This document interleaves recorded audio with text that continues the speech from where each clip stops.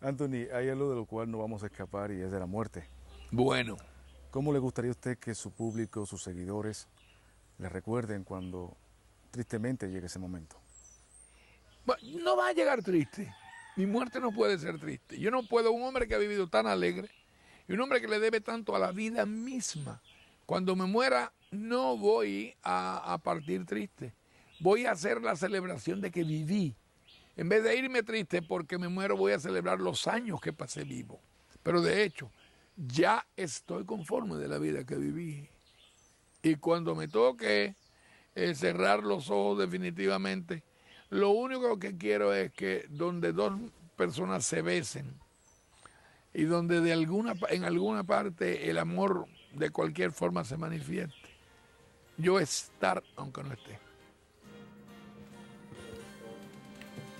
Muy buenas noches, sean todas y todos bienvenidos a esta la emisión 1392 de Jornada Extra, celebrando la vida de Anthony Ríos, quien partió definitivamente al infinito esta semana, despedido por su pueblo natal de Atomayor y por toda la sociedad dominicana, donde se le guardará memoria por sus aportes a la canción romántica, a la vida bohemia, al amor y al entendimiento entre los seres humanos. Era una persona muy sensible.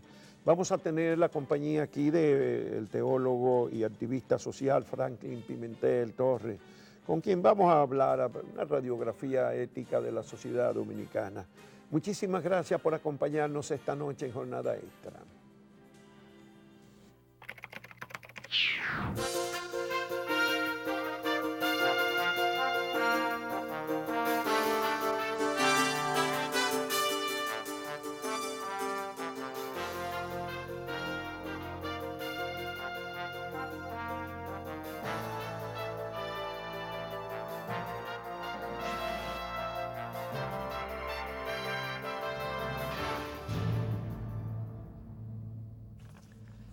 La embestida del Procurador General de la República contra la magistrada Miriam Germán Brito en la reunión del Consejo Nacional de la Magistratura conmovió a la sociedad dominicana y generó una ola de rechazo hacia ese funcionario que ha incluido las solicitudes de que renuncie formuladas por decenas de organizaciones y a cientos o miles de gestos de solidaridad hacia la magistrada Germán Brito.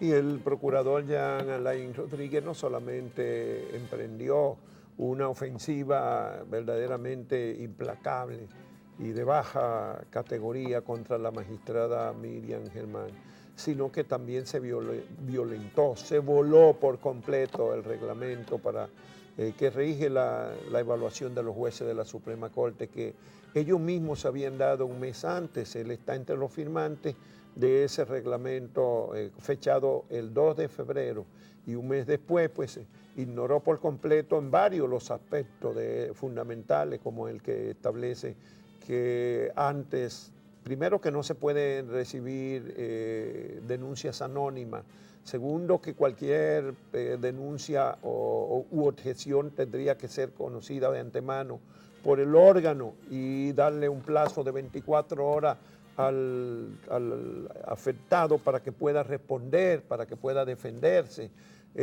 Hay otros indicadores también de violaciones en esa normativa, pero además el Procurador General presentó unos informes anónimos que evidencian que estaba siendo espiada la magistrada sin que ella tuviera ningún delito. Se había dicho en principio sin que tuviera ninguna autorización de un juez para hacerlo, pero resultó que posteriormente sí se supo que habían buscado una autorización de una jueza y la dio para espiar por lo menos el teléfono de Miriam Germán, aunque los indicadores que presentó el procurador indican que la seguían también. ¿Y cuál fue la solución después que dio la Procuraduría a ese nuevo aspecto del escándalo? Bueno, lo que ha pasado con ese escándalo es que cada aclaración de la Procuraduría, a partir de la información, en algunos casos falsa o malintencionada que dio el procurador, porque parte de los datos presentados por esos anónimos que él leyó en el aire en presencia del presidente de la República, que hay que llamar la atención sobre eso, era información que tendía a confundir a la gente. Por ejemplo, cuando el procurador se refiere a una villa, usted está creyendo que es una villa como la que él tiene en Casa de Campo y es una vivienda de aproximadamente 160 metros cuadrados en San José de Ocoa. Es una casa modesta y no está en la playa como yo mismo creía al principio que era una casa en la playa, una villa de lujo en la playa. Pues miren lo que es la villa de lujo. Vamos a ver algunas imágenes de esa villa proporcionada por la periodista Carolina Santana, que las presentó al país para que vieran la villa de lujo del hijo de la magistrada Miriam Germán. Hay que decir que el hijo tiene algún nivel de discapacidad y eso fue mucho más grave todavía porque el procurador investiga tan poco que ni siquiera se enteró de que esa casa estaba... Y le dijo vago y testaferro de la que magistrada. no trabajaba, que era un testaferro, que era... Esa es una persona que tiene una condición especial y por eso le dejaron, su padre le dejó una herencia y la convirtieron en una propiedad que él quería tener fuera de la ciudad para vivir tranquilo.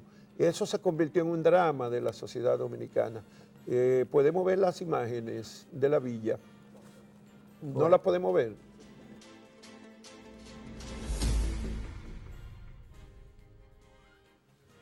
Esta es la entrada de la casa. Esta es la sala, solo tiene dos. Sí, que eso es la sala. Eso es la sala. Cuando usted... Miren los muebles de la lujosa Nada villa. más caben dos muebles que son, por cierto, diferentes, o sea, que tienen un origen diferente, pero ahí es que se ve lo minúsculo cuando la silla del comedor choca con el espaldar de los muebles en una sala de aproximadamente 50 metros cuadrados. Y el exterior de la casa, y pues cuando no usted ve la nevera, se ve que es una nevera pequeñita de 20 o 18 pies, modesta también, y eso, la estufa es del mismo tamaño. Definitivamente eso es una ofensa tras otra, porque tanta villa de lujo que tienen los PLDistas, los asociados de Jean Alain Rodríguez, Jean Alain el día... que puede tener el descaro de decir que eso es una villa de lujo, lo que tiene un hijo de la magistrada Miriam Germán. Pero, como tú dijiste, ya cada paso que se ha dado en ese proceso complica más la situación. La intervención del teléfono de la magistrada fue ordenado en disposición de una investigación de la ley de drogas. Se dispuso la intervención del teléfono falseando el nombre de la magistrada, pero además en función de una investigación de una persona que había muerto un mes antes de que se ordenara. O sea, el teléfono que ordenó investigar el inspector general de la Procuraduría, Bolívar Sánchez, era para oír voces del más allá, porque la persona que se intervenía, según él dijo, había muerto un mes antes. Pero hay otras complicaciones, la mentira sale por todas partes, porque dicen que él no llegó a usar la autorización de la jueza para la interceptación del teléfono de Miriam Germán, cuando se dio cuenta entonces, después, que ese teléfono era de la magistrada. Pero uno se pregunta, ¿y alguien, un funcionario de ese nivel, la Procuraduría General, pide intervenir un teléfono sin saber de quién es el teléfono? No había manera de saber, antes de pedir una intervención, de quién caramba es el teléfono que se pide que se intervenga. Y entonces se enteraron después. Esa es la explicación que se da ahora y se dice que no se llegó a intervenir porque nos enteramos después que no era que era de la magistrada. Él no tiene facultad para investigaciones de narcotráfico. Es tan torpe Bolívar Sánchez que interviene el teléfono de cualquiera. ¿Cuántas personas en República Dominicana sus teléfonos están intervenidos en función de información falsa porque la Procuraduría o alguien del Ministerio Público decide investigarlo por un caso de drogas? Es algo que le puede pasar a cualquier ciudadano. Bueno, las peticiones de renuncia del Procurador General no van a ser aceptadas porque él no tiene esas dimensiones y además porque la democracia dominicana es demasiado resentina. Es una pseudodemocracia. En cualquier país de mediana intensidad democrática, ese procurador se hubiese tenido que ir a las 24 horas por la magnitud de los tropiezos que dio uno sobre otro en ese escándalo, pero también el presidente de la República lo hubiese destituido si aquí hubiese un poco de respeto por la sociedad, porque el mismo presidente quedó embarrado, puesto que él era el presidente de la República y del Consejo Nacional de la Magistratura, y delante de él se cometieron 4 o 5 violaciones de un reglamento que ellos mismos adoptaron un mes antes, no un año antes y se le olvidó, un mes antes. Entonces la pregunta obligada es, ni el procurador ni el presidente conocían el reglamento, se les olvidó o lo violaron ex oficio, es profeso. Ninguno de los que estaban ahí, solamente Josefa Castillo asumió una posición. Bueno, también Paliza, pero Paliza no lo dejaron hablar cuando él intentó hablar. El presidente le dijo que dejara, que continuara y después lo hizo entonces la diputada. La verdad es que cuando uno ve todo lo que ha pasado ahí y que provocó que posteriormente 2 aspirantes, 2 juezas que aspiraban a la posición, la jueza Katia Miguelina Gómez y la jueza Padilla, desistieran de su intento de pasar por el sedazo del Consejo Nacional de la Magistratura. Hay que decir que oficialmente el gobierno contrató a una firma de control de crisis de comunicación para atender esto y que el Procurador General de la República, que obviamente no está reconociendo que se equivocó ni ningún error, ha iniciado una campaña en las redes sociales no para defenderse, sino para poner a los fiscales, empezando por la fiscal del distrito, a asumir una posición en favor de personal de él, con una campaña que se llama Yo confío en él. Bueno, la que no desiste es la jueza Miriam Germán y hace muy bien en no desistir de su postulación para continuar en la Suprema Corte de Justicia.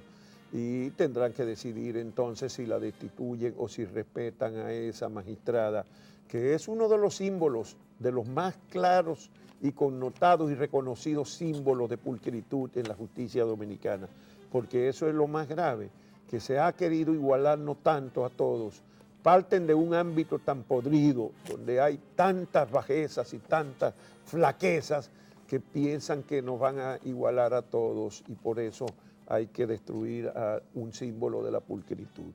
El Comité Central del Partido de la Liberación Dominicana, Juan Bolívar, reculó en una reunión del lunes en su posición respecto a las primarias y ahora le ha solicitado a la Junta Central Electoral que en el caso del Partido de la Liberación Dominicana realice una primaria que son o semiabierta o semicerrada. Yo no sé lo que significa, pero debe ser lo mismo. Bueno, ha sido una sorpresa, porque después de tanto tiempo luchando por imponer el padrón abierto, ahora resulta que parece que quieren. Lo grande fue que fue Reinaldo Pared quien dijo que se había planteado eso y lo dio como por un acuerdo, aunque hay quienes dicen que no fue un acuerdo, sino una sugerencia, porque se creó una comisión para que evalúe todo lo concerniente a la ley de partido, a la ley de régimen electoral, y el informe que dé pues se va a conocer en una próxima sesión de la comisión del comité político el día 1 de abril. De hecho, la vocera del danilismo, Miriam Cabral, dijo que reaccionó diciendo que no habían aprobado nada. Bueno, pero tampoco se entiende lo que dijo Reinaldo Pared en el sentido de que están tratando de hacerlo semiabierto. Semiabierto es excluir del padrón los padrones de otros partidos. Eso es cerrarlo. Eso es semiabierto, porque dejan abierto a todo el que no esté en un padrón de otro partido, aunque no esté en el propio. Es decir, es el universo de los electores, quitándole los padrones que tengan de otros partidos. Resulta que solamente tendrían ahora mismo fiable el del PRM, que es el único padrón actualizado, puesto que se hizo el año pasado ese padrón de 500 y tantos mil personas. Pero lo que sorprendió fue que Reinaldo Pared dijo que había que hacerlo semiabierto porque entonces los del PRM podían ir a votar en el PLD.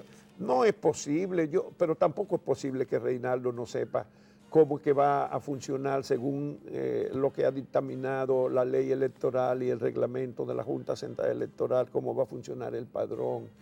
Va a ser un solo padrón de registro de asistentes Y si usted asiste y vota por uno del PRM, no puede ir a votar después otra vez por otro del PLD ni por ningún otro que esté en las primarias abiertas. Solamente se podrá votar una vez. Y entonces el elector decidirá si vota por la primaria cerrada del PRM o por la abierta del PLD o por el candidato abierto del PRD que va solo con el candidato presidencial.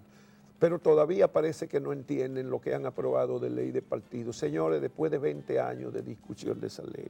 Bueno, los diputados leonelistas están reflejando también las diferencias que hay en esa organización. Y esta semana uno les recordó, a propósito de la aprobación del préstamo de 300 millones de dólares para la creación de un fondo contingente para casos de desastres, que le han aprobado, incluyendo los leonelistas, 18.000 millones de dólares en préstamos en 6 años de gobierno de Danilo Medina. Y sí es cierta la estadística que dio la Dirección Central Antinarcóticos de la Policía esta semana, que dijo que junto al Ministerio Público había sometido a la justicia en 45 días, entre enero y febrero, a 2.974 personas.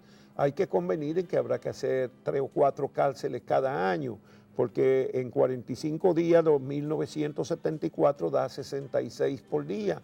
Y si multiplicamos 66 por 360, bueno, yo no sé, son como 11.000 o 12.000 que resultarían por año, y en un año y medio, 2, tendríamos duplicada la población en las cárceles del país. Pero bueno, se dice cualquier cosa en el país y la mayoría de la gente las acepta sin pasarla por el sedazo del mínimo razonamiento.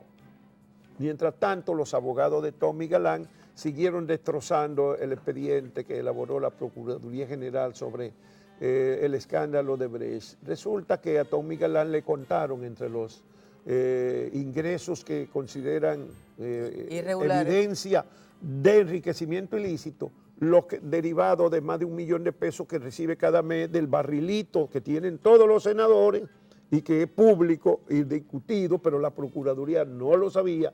Y también le contaron el dinero de asignación de los gastos que tiene cada senador en su oficina provincial, que llega hasta el sostenimiento de 12 empleados, y se le paga, y el dinero lo depositaba él en una cuenta. Todo ese dinero, barrilito y el dinero de la oficina senatorial legal, están entre las evidencias del enriquecimiento ilícito de Tommy Galán. Eso significa que la torpeza es la norma. La norma en la Procuraduría General de la República.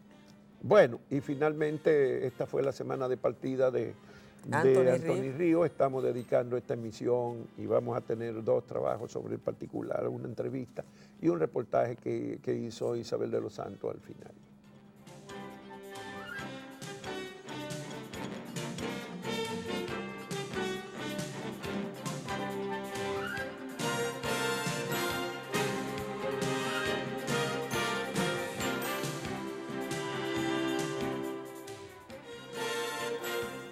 Anthony Ríos se preciaba de decir que había vivido como le había dado la gana, y eso es parte de lo que ustedes van a ver en este segmento, que es un fragmento de una entrevista del año 2006. 21 discos de larga duración. Antes era LP, ahora es CD. Pero tú no tienes mucho dinero, tú vives por aquí en el campo, fuera retirado del mundanal ruido capitalino. No, yo soy rico, lo que no tengo es dinero. ¿Tú eres rico? Sí, lo que no tengo es dinero. Pero rico. Porque hay gente que cree que la riqueza es acumular, la riqueza es gozarte lo que tienes. Y en eso tú eres un campeón. Bueno, tú no admites un subcampeonato. No, creo que el simple disfrute de la vida misma, el hecho de resultar ganador en una lotería tan grandota, ya es un premio. Yo no he tenido, por ejemplo, yo le digo a la gente que soy un cristiano raro, porque yo soy un cristiano sin cruz. Digo, ya le dejamos a Cristo que cargara la mía, yo no tengo ni cargado cruz. Yo soy un hombre feliz, yo llegué con 20 años y 7 pesos a la capital, 55 años de edad, ahora en los mismos 7 pesos. ¿Con 7 pesos? Sí, yo llegué a la capital con 7 pesos con 10 centavos en el año 1968. Desde Atomayor llegaron. A examinarme de locutor. Oye, ¿quiénes se examinaron conmigo en esa época? Teo Veras, que sacamos el carnet de locutor juntos, y Manolito Silvestre, hermano de Sonia. que posteriormente sería psicólogo, se fue del país a vivir por otro lado. Pero es lo que tengo. ¿Tú no te vas a vivir para otro lado? No. Yo quiero abonar esta tierra y quiero que me entierren en el piso. Y mientras más ignorado sea lo que fue la vida misma privada, mejor. Si puedo hacer algo para que el país me recuerde agradablemente, qué bueno.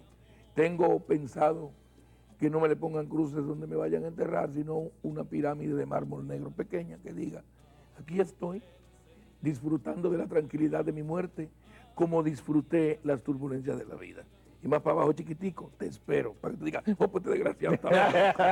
Señores, eso es Anthony Ríos. Una pena que un tapón que le cogió una hora por aquí A propósito, nos impidió conversar más a fondo con Anthony, pero el compromiso para que vuelva. ¿Sabe que me honra? Más que honrarme, es una especie de condecoración, porque por aquí así en nivel de invitado no pasa mucha gente que no tenga veracidad para ustedes.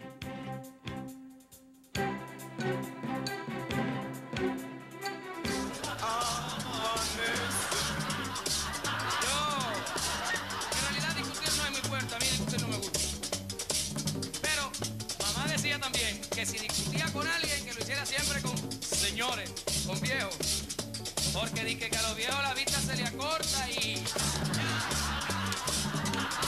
Mira una cosa, como tú eres un muchachito, vamos a ver si es verdad que tú puedes bailar como bailo yo, entonces belleza.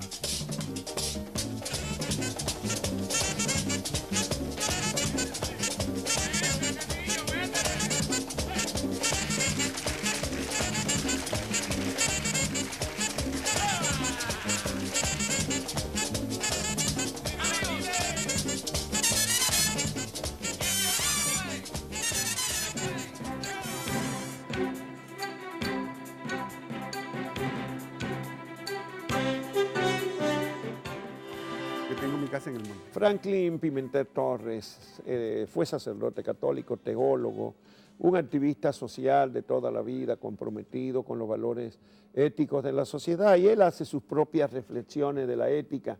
Queríamos conversar con él para que a ver si nos da una radiografía ética de la sociedad dominicana, Franklin. Bueno, en primer lugar, agradecerte, Juan Bolívar, por la invitación que tú nos has hecho para compartir con los televidentes nuestras reflexiones con relación al tema de la situación ética. Yo generalmente hablo de ética y política, la política con mayúscula, ¿verdad? Son dos elementos que para mí van articulados, y evidentemente desde los diferentes ámbitos donde nos movemos, yo trabajo a nivel de educación popular, organizaciones comunitarias. También trabajo en el Ministerio de Educación, en el área de educación de personas jóvenes y adultas. Y después también colaboro en varias universidades como la UAS, INTEC y varios centros de formación cristiana, de teología, tanto del ámbito católico como del ámbito evangélico. Porque tú tienes una concepción ecuménica de la religión y de la vida, ¿no? Exactamente. De hecho, yo participo desde hace varios años en un proyecto que se llama la Red Ecuménica Dominicana, que articula gente que proviene de diferentes tradiciones cristianas. Yo le llamo jesuánico-cristianas. Entonces, desde esos diferentes ámbitos también soy asesor un poco de formación ética ciudadana, y colaboro con un proyecto de formación en valores que se desarrolla en las escuelas públicas, que se llama Valor Hacer, que es un proyecto articulado por una organización que se llama Cacatú y que de alguna manera es apoyado por el VHD. Entonces, trabajo un poco en eso, también en proyectos de asesorando tesis de maestría y de doctorado en el área de educación, digamos, en la UAS, y también cuando ha habido un proyecto de doctorado en educación en articulación con universidades cubanas. De hecho, yo estudié en la Universidad de Ciencias Pedagógicas, hice el doctorado en pedagogía en La Habana. En La Habana, Cuba. En La Habana, Cuba. Entonces, evidentemente, mi gran preocupación siempre ha sido el tema de la educación ética, ciudadana y política de la sociedad. De hecho, yo hice mi tesis doctoral sobre el tema de la formación de la conciencia ética, ciudadana y política de estudiantes del nivel secundario. E hice una propuesta, digamos, para todo el sistema educativo. Eso fue, yo terminé ese doctorado en el año 2011. Y de entonces estoy intentando que los tomadores de decisiones del Ministerio de Educación poderle presentar un poco esa propuesta, pero hasta ahora estoy esperando que...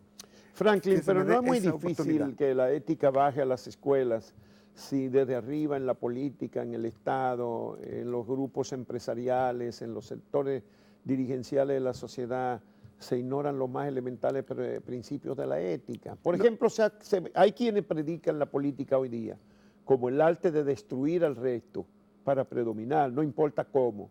Es decir, reivindican a Maquiavelo, reivindican a lo peor de los teóricos de la política y dejan atrás la política como la vio Juan Pablo Duarte. No, evidentemente el grave problema es, digamos, lo que yo llamo esta destrucción de los principios, de los valores en la práctica, en la cotidianidad, en la práctica cotidiana, a todos los niveles.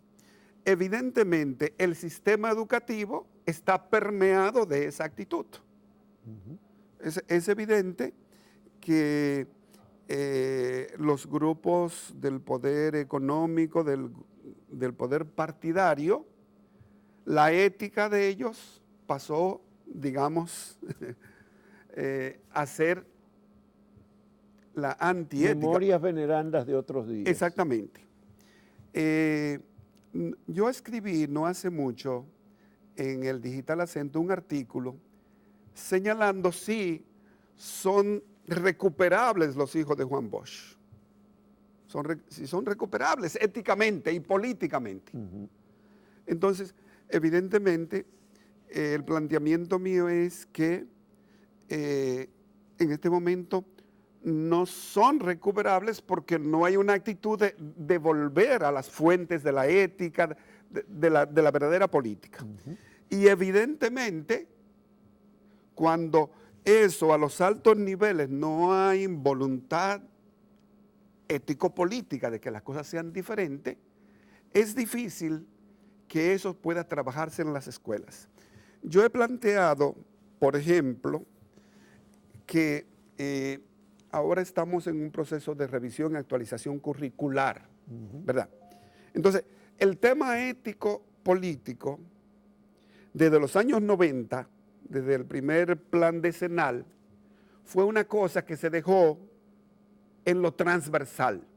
O sea, que iba a pasar por toda la educación, por todas las materias. Pero la educación. Sí, transversal significa un poco eso que tú dices, pero el tema es que se deja a la voluntad de si el maestro o la maestra la quiere hacer. Si lo incorpora o no el maestro, sí. Bien. Entonces, los pedagogos neoliberales, que yo le llamo, para ellos lo importante es educar a la gente, capacitarlos para trabajar en las empresas, fundamentalmente la gran empresa, en un país donde solamente 1/3 de los trabajadores consiguen un trabajo en esas empresas. Y la mayor parte van a trabajar ¿dónde? En el sistema informal, van a ser chiriperos y chiriperas. Y una gran proporción en empresas pequeñas y medianas, la pequeña y mediana exactamente, empresa. En la pequeña, la donde mediana. los salarios mínimos no alcanzan ni a cubrir las 2/3 partes del costo de la canasta familiar del quintil más pobre. Perfecto. Aún, por ejemplo, los trabajadores de turismo mínimo, el salario mínimo de turismo y el salario mínimo de zona franca, está entre 9,000 y 10,000 pesos. Perfecto. Y el costo de la canasta familiar de los más pobres está en 14,000 pesos casi. Perfecto. Entonces, evidentemente, desde las líneas, digamos, de las políticas educativas que se han desarrollado en el país en las últimas décadas, el tema de la educación ética es una cosa tangencial para ellos y no les interesa. Por lo tanto, los que tenemos un discurso y una práctica somos como profetas que gritamos, ¿verdad? Como que grita en el desierto, pero hay gente como yo que no nos vamos a cansar de seguir gritando. Tú debes ser de uno que me decía un amigo muy querido en estos días, que yo era un extremista, me decía. Y me decía, tú eres un extremista de las normas, de las reglas. Claro. Como que uno vivía demasiado apegado a las reglas y a las normas, a la ley y a la constitución. Y aquí pues todo eso es relativo, se ha relativizado todo. Evidentemente hay una relativización porque el que no actúa así no se sitúa en los centros del poder de la sociedad, donde tomadores de decisiones. Entonces, hay gente, como yo u otra persona, que nos convertimos eso en pregoneros de temas que a poca gente le interesa. O se le interesa, dice, no, pero tú eres un iluso, porque... Y te ven como un iluso, sí, como un tipo extraño, como... Hay que convertirse a lo que llamaba Simon Bauman, a la sociedad líquida, a lo que todo da lo mismo. Entonces, evidentemente, en medio de esa situación, para mí ha sido como importante moverme en pequeños grupos, en pequeñas redes de gente que creemos que hay que ir sembrando, ¿verdad? Porque evidentemente esta sociedad, con este deterioro, yo le llamo ético y político, vuelvo a insistir en político con mayúscula, como la práctica y la búsqueda del bien común y la reflexión, ¿verdad?, si tú quieres, científica sobre lo que significa el buscar el bien común. Entonces, evidentemente, nosotros no podemos ir, porque es como, y ahora me acuerda un momento en que Jesús está hablando con sus seguidores más cercanos y parece que le está planteando cosas muy difíciles. Y hay unos cuantos que comienzan a irse y dejarlo solo. Entonces le dice, bueno, ustedes, y a lo mejor quedaron 2 o 3 ahí porque tenían vergüenza de irse. Y Jesús le plantea, ¿y ustedes también quieren irse? Entonces uno dice, bueno, nosotros no entendemos mucho lo que tú estás planteando. Y posiblemente no entendemos cómo eso es posible en esta sociedad en la que vivimos. Pero tú tienes palabras de vida.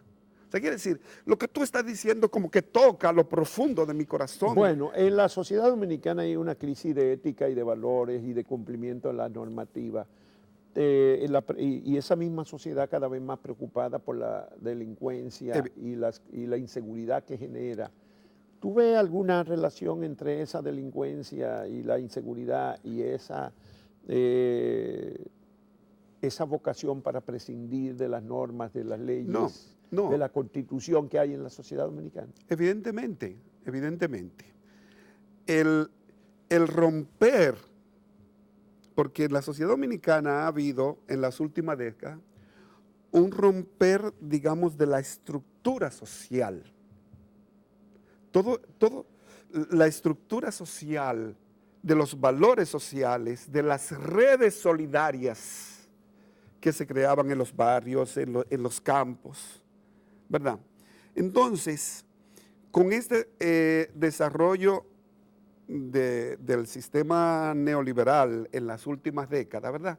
Entonces se obliga a la gente a salir. Yo soy del campo, soy de la zona de Constanza, de una comunidad campesina, donde yo salí a los 10 años y donde volví hace como 10 años más e hice mi casa en el campo.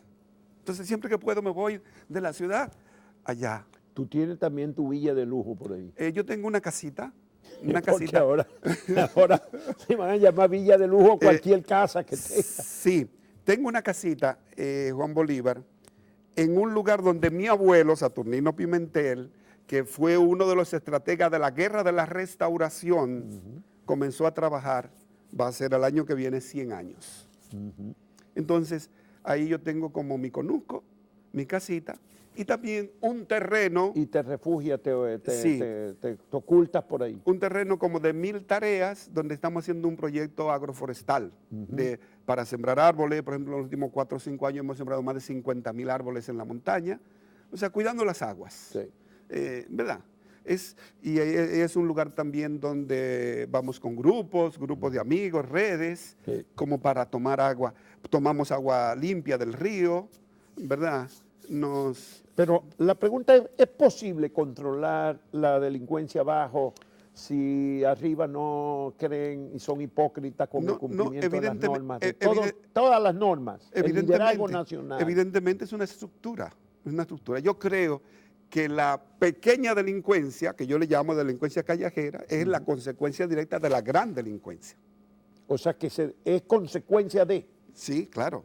O sea, la gran causa, me parece a mí, ¿Qué es esa? Es la gran delincuencia de los sectores del poder, económico y económico partidario.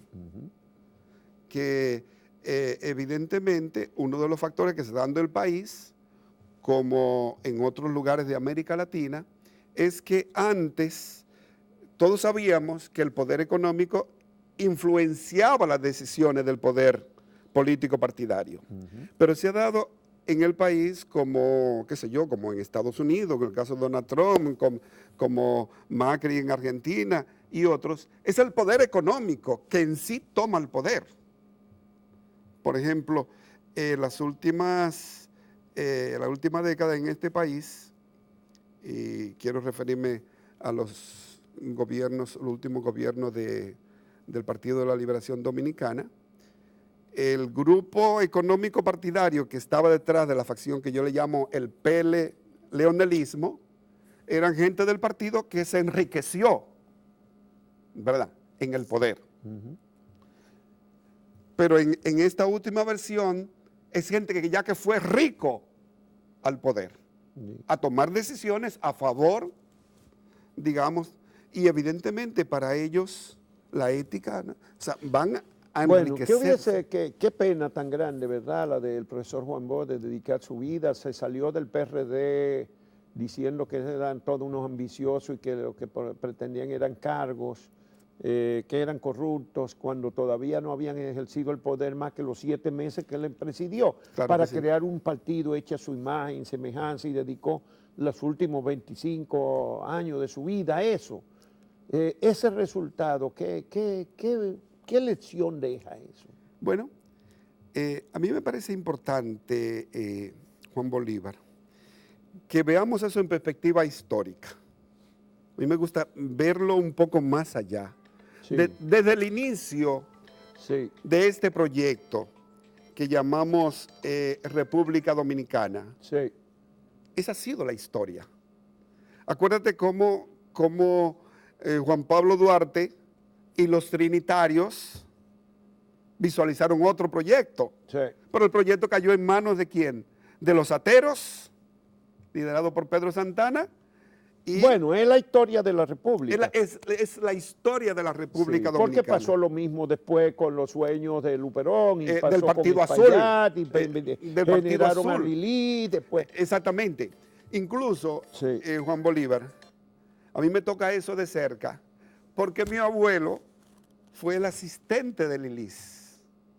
Era el asistente militar. Mi abuelo era un militar, peleó en la guerra de la Restauración.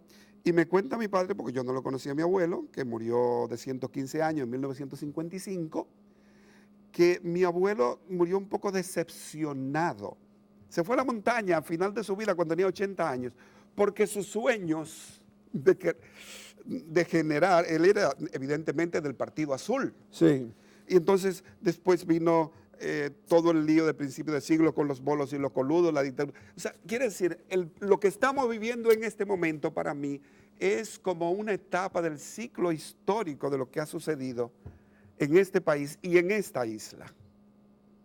Entonces, pienso yo que a nosotros nos toca a la gente que creemos y que no sabemos vivir de otra manera que seguir luchando. Bueno, tú luchas y trabajas con la gente en las comunidades, en San Cristóbal, donde pasa la mayor parte de tu tiempo, con los grupos populares. Hay posibilidad, hay un fermento dentro de la sociedad dominicana que permita abrigar esperanza de que podemos empezar a cambiar esa deriva, ese curso de degeneración de la ética y de la convivencia en el país. Bien, para mí hay unos signos de esperanza. Si tú quieres, son germinales, sí, pero hay unos signos de esperanza. Por ejemplo, yo he participado y he acompañado como de las últimas luchas sociales. Me acuerdo como el tema de los haitises, la lucha contra la cementera, ¿verdad? Sí. Ese el 4%. Exactamente. La Marcha Verde también. Sí, exactamente. Yo fui de los que participé en el diseño de la lucha del 4%, la Marcha Verde, ahora estos grupos de la Coalición Democrática, de ese grupo de bien común de los jóvenes. No sé si me explico. Yo veo ahí como una semilla que es una semilla de resistencia. Sí. Es una semilla de resistencia. Pero yo entiendo que esa semilla tiene que ir dando frutos. Y hay mucha gente que está hastiada. Hastiada. Pero se queda en su individualidad. Se queda en su individualidad. Pero hay gente que está hastiada, que es una minoría, que comienza a despertar. Comienza a asociarse. Asociarse. El problema es que está tan sectarizada la sociedad, tantas capillas, aún entre la gente que tiene ideas progresistas o entre las ideas de izquierda, hay tantos grupos, tantas capillas, cada uno quiere ser cabeza de un... Sí, sí. De un ratoncito, porque no puede ser cola de un león, sino cabeza de algo. Sí, ese es un grave problema que tenemos como tal. Y es un problema, en el fondo es un problema ético también. También. De los sectores que se han llamado progresistas o la gente que es de izquierda. Es un problema ético y es un problema político. Entonces, es ahí donde tenemos el desafío de ir formando el tema.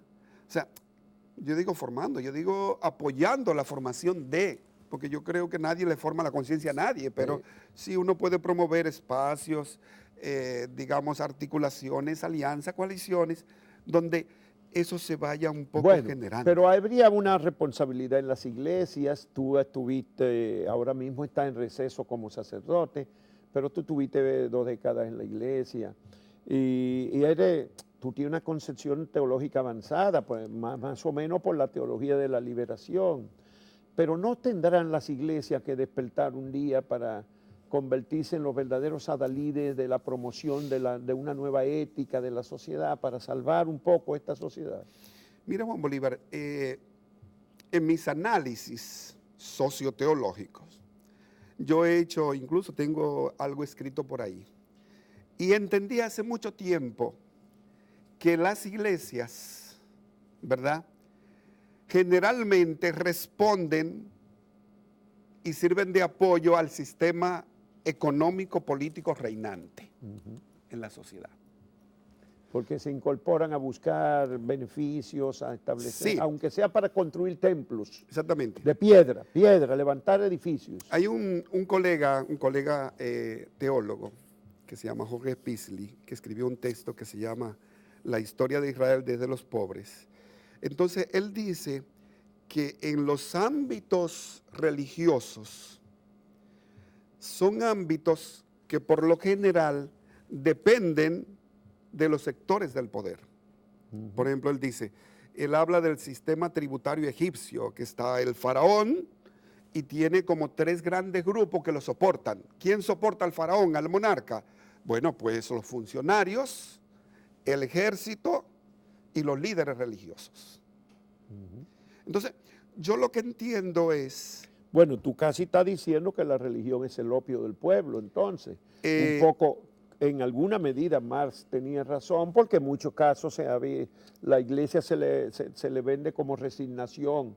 Hay iglesias que hablan le dicen a los muy pobres que se preparen para la otra vida. No, evidentemente. Para disfrutar de la otra vida. En esta están condenados a ser preteridos, a ser marginales, claro, a ser excluidos, pero que va a haber otra vida. Sí, la diferencia es que mi opinión y mi experiencia es que la religión, que generalmente sirve a esos intereses del poder, también puede ser una fuente de inspiración. Y lo ha sido para mucha gente. Y lo ha sido para mucha gente, entre ellos para mí. Por ejemplo, qué sé yo, tú dices, yo fui sacerdote. No, yo no es que fui sacerdote. Por eso fue que yo dije que en alguna medida, tenía razón Marx, no en todo. Porque exactamente.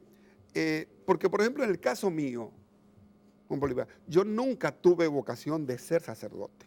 Yo lo que tuve vocación fue de servir a la comunidad. Ya. Yo vengo de una familia en que era, por el lado de mi papá, la lucha sociopolítica. Mi abuelo es restaurador, uno de los líderes del Partido Azul, y mi abuelo es, y mi familia, de servicio comunitario, sobre todo en el área de la salud. El tiempo se nos acabó, pero tú tienes un mensaje final de 30 segundos, 40 segundos. Bueno, quiere decir, estamos en una situación difícil, ¿verdad? En medio de esa situación difícil, lo que creemos en otra sociedad posible, podemos perder la esperanza en el día a día, pero evidentemente no tenemos otro camino de que aportar lo que podamos, promover las alianzas, ¿verdad? Seguir creyendo que es posible juntar a la gente, juntar a la gente. Desde la base hasta arriba. Exactamente, y aportar a otra sociedad que todos y todas necesitamos. Bueno, pues muchísimas gracias, Franklin Pimentel Torres, sacerdote católico, teólogo, activista social, educador, que es lo que es en definitiva. Claro que sí. Franklin, muchas gracias por estar en los barrios, trabajando con la gente, Franklin. Muchas gracias por habernos acompañado esta noche en Jornada Extra. Y a ti por la invitación.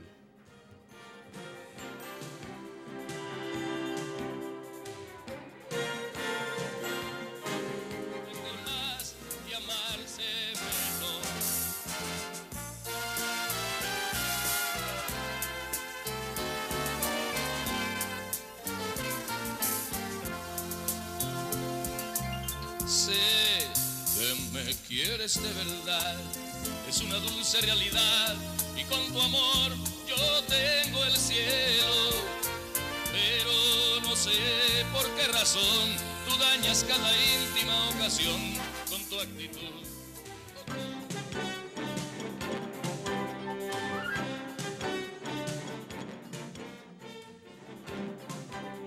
Vamos a despedir esta edición de Jornada Extra haciendo lo que Anthony Ríos dijo que quería a la hora de su partida final, celebrando su vida.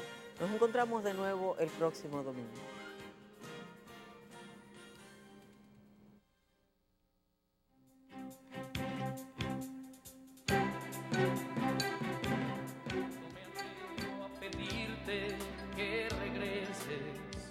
Cantante, compositor, actor, locutor, piloto y padre de 26 hijos.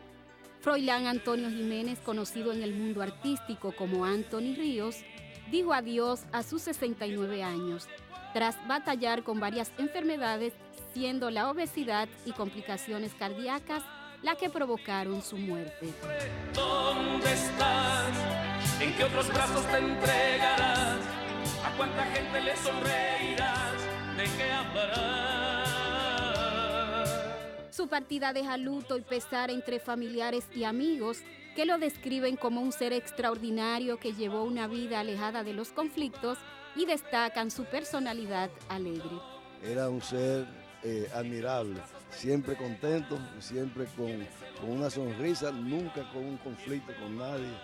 Eso nos deja Anthony. Que siento una profunda tristeza, un profundo dolor con esta partida de Anthony Ríos. El mejor legado que dejó Anthony fue la amistad. Anthony era amigo de los amigos y yo creo que hay que recordarlo como él dijo, una persona muy solidaria, pero con una característica muy especial. Su solidaridad no la publicitaba.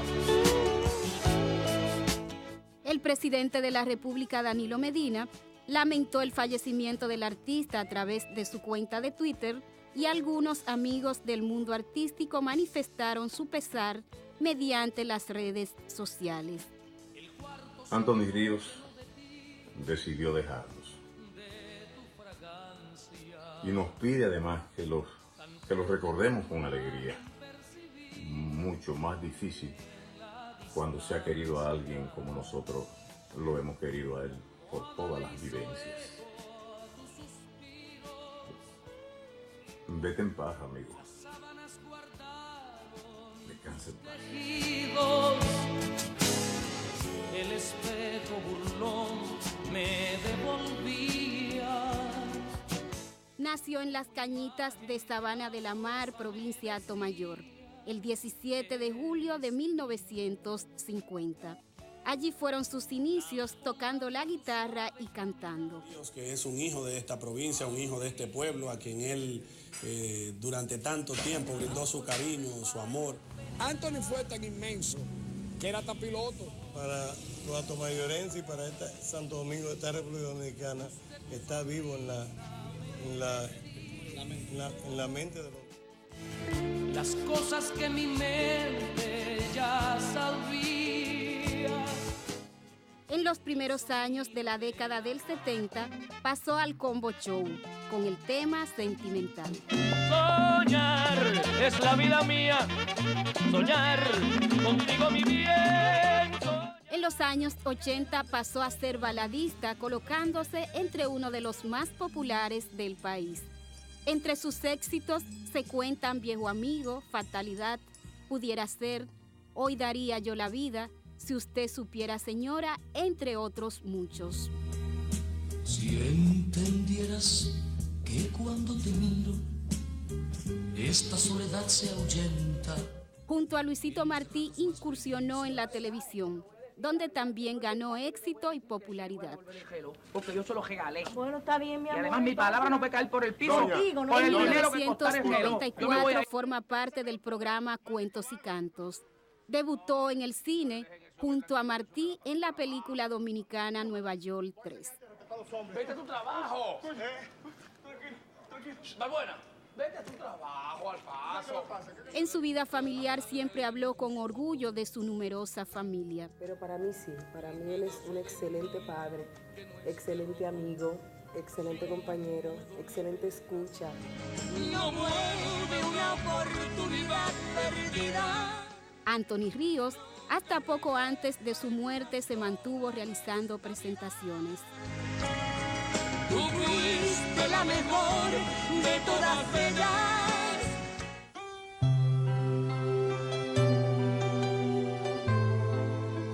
Sus restos fueron velados en la funeraria Blandino de la avenida Abraham Lincoln y su sepelio se realizó en Atomayor del Rey, donde la alcaldía declaró 3 días de luto oficial, pese a que en vida pidió que no se le recuerde con tristeza. Mi muerte no puede ser triste. Yo no puedo, un hombre que ha vivido tan alegre y un hombre que le debe tanto a la vida misma. Cuando me muera, no voy a partir triste. Se fue dejando un gran legado a la cultura musical de República Dominicana, con canciones y melodías que sin dudas permanecerán en nuestros corazones. Lo único que quiero es que donde dos personas se besen y donde en alguna parte el amor de cualquier forma se manifieste, yo estar, aunque no. Dios es mi último Dios, mis caricias y mi voz se confunden con tu pena. Ya va.